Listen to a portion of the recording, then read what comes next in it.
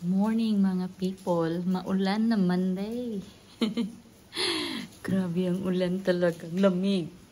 Totoo nga, sabi, nauulan. Nalabhan ko na yung mahiwaga kong jacket, kaya suot ko ulit.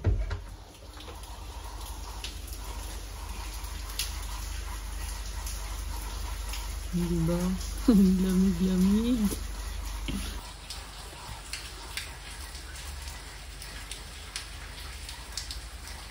Gawa tayo breakfast guys. Madilim yung bahay. Kaya yan. Naksan ko yung ilaw.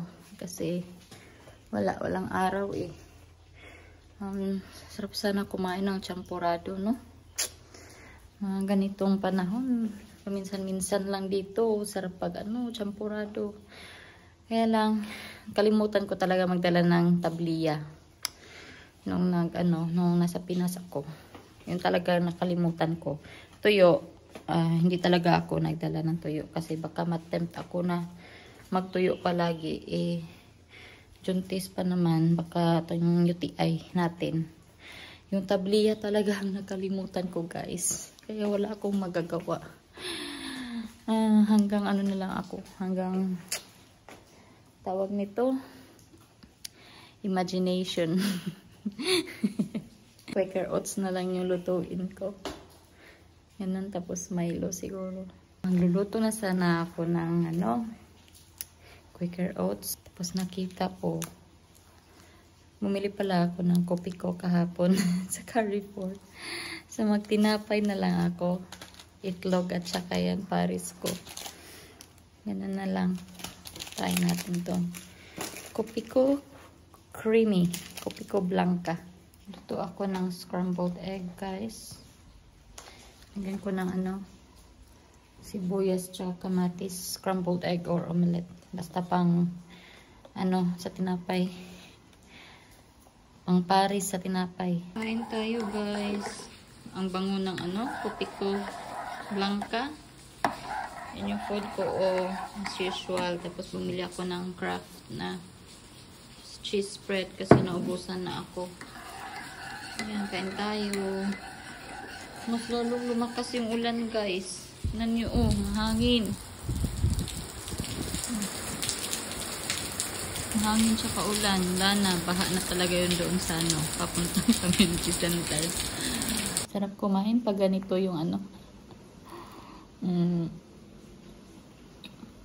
panahon. Lalo na pag may kape.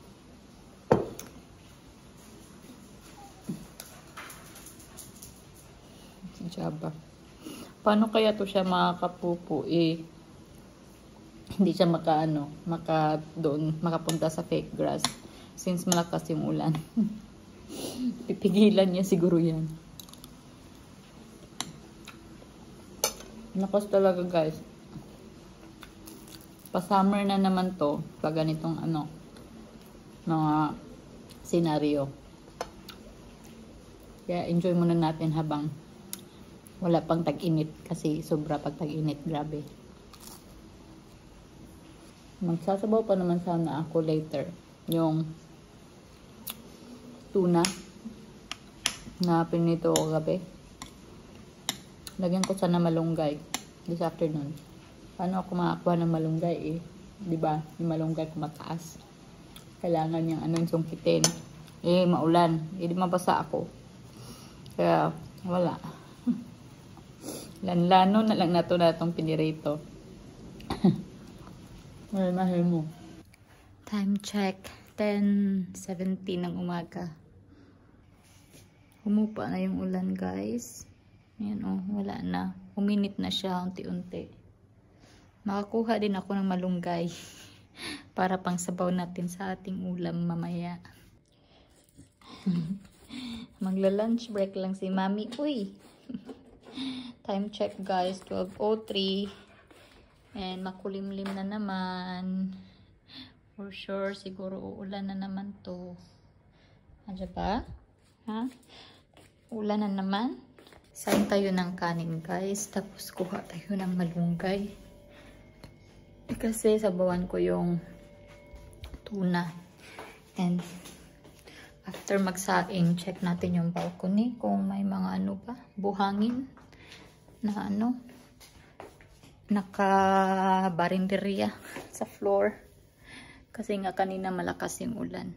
So, mas maigi na ma-check ngayon habang mayroon pa siyang tubig para ma-wiper ko na. Kasi pag natuyo na yun, wala na. Ano na, mahirap na anuhin. Kailangan na naman tapunan ng tubig.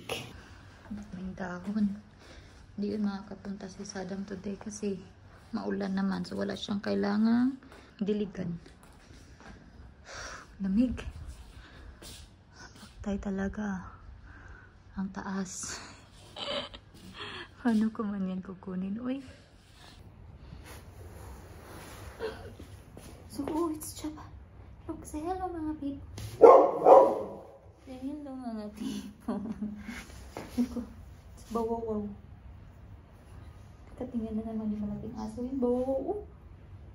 Bawawaw. Is that bawawaw? Yeah? Is that bawawaw? Diyan pala, kuha lang ako ng malunggay.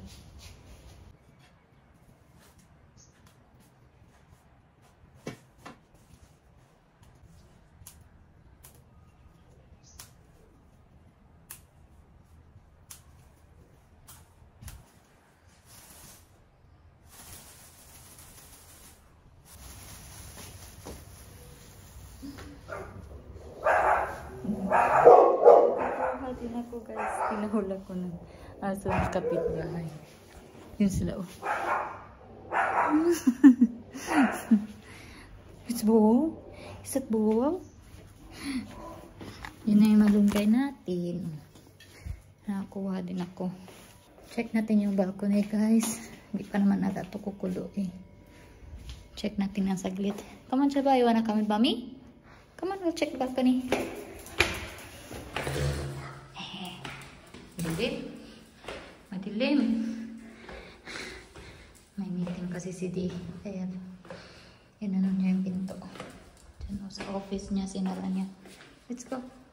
Let's check. Oh, yan yung ano namin, oh.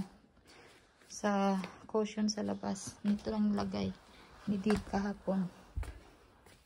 Oh, good sila. Oh, wala masyadong ano. Alikabok.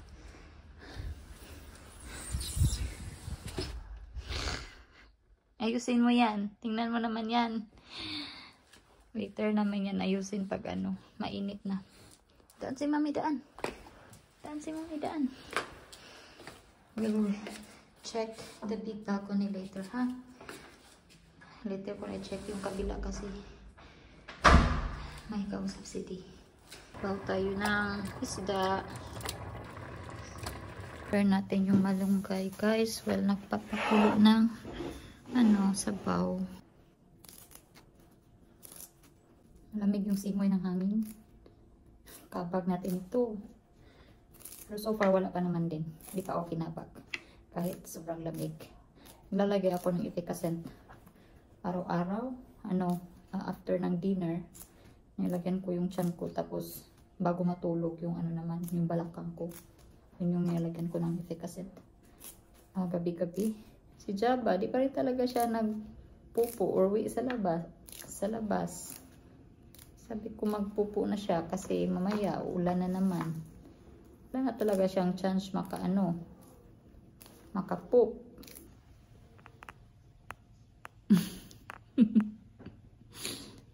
Ba't ka kagulong-gulong-gulong dyan? Ha?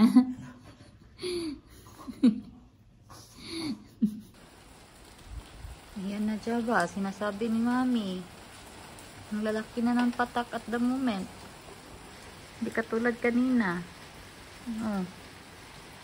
Malakas pa ata ngayon. Na, di ka na makapupo. Ha? You missed the chance. Yan, natapos din natin mga people. At least, no, malinis na siya o wala siyang mga alikabok-alikabok kasi nga naulan na naman simula kanina madaling araw. Tapos na tayo mag-lunch mga people. Ang sarap ng sabaw. Ha? Jaba? Nangungulit na naman. Taon na kayo mag-work ako. Papakamot. Tapos kain tayo ng blueberries. Hingi man to. Try natin kung kakain ba. Kain nga. Time check guys, 5:53. Meron dito dugdugog kilat. Yan, umulan na naman. Kala ba namin hanggang 2 lang, yun yung sabi. Pero hanggang ngayon umulan pa rin. Yes, yes. Tapos na ang ating work, guys. 6:30. Maulan pa din. Ayan, nilabas ko yung namin ni Di yung isang foam ng sofa kasi napansin ko, siya, basa. Nung inamoy ko, amoy wiwi. Ito ata yung culprit, yan. Siguro wala siyang maihian. Kasi nga di siya makalabas. Kasi basa dito. Pero, nagtataka din kami paano niya. Hindi naman siya umaakit sa sofa. Pero bakit nagwiwi siya doon? Kaya nilagyan ko siya ng sabon. Tapos, take advantage ko na yung ulan. Mabilis lang naman din yan mag-dry since mainit naman dito. Pag, kumupa na yung ulan bukas, iinit na ulit. So, maano din yan. Tuyo din yan ng maigi. Prepare tayo ng dinner, mga people. Ako yung magluluto ng patatas, gawa natin mashed potato, partner sa steak. Si D magluluto ng steak. Steak na lang yung kulang. Tapos si D.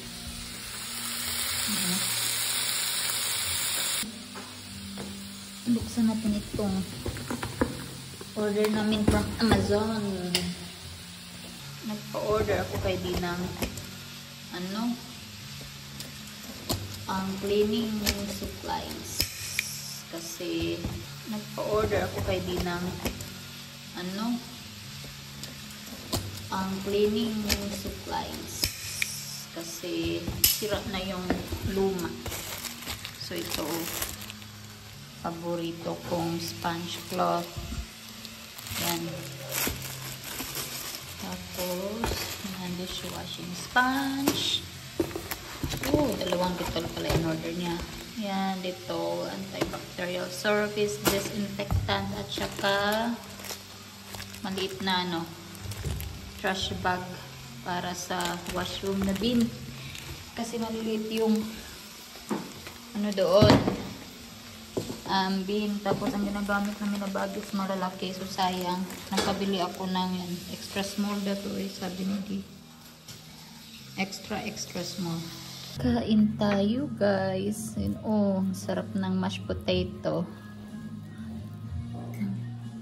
Steak na maliit sa akin. Sa akin palagi is well done. Kay Di is medium rare yan sa kanya. Kasi ayaw niya ng well done. Nag-enjoy ako sa steak today. Kasi, siya, tamang-tama lang yung laki. So, hindi ako naumay. May tirang konti, yung parang taba niya. Binigay ko kay Jaba. Kasi, palagi man yan siya may share. Pag kumakain kami ng dinner, siya naglalaro. Yung tinanggalan namin ng isang cushion, kasi yun yung niwiwian niya. Di ko alam kailan nangyari yun. Di ko alam paano niya.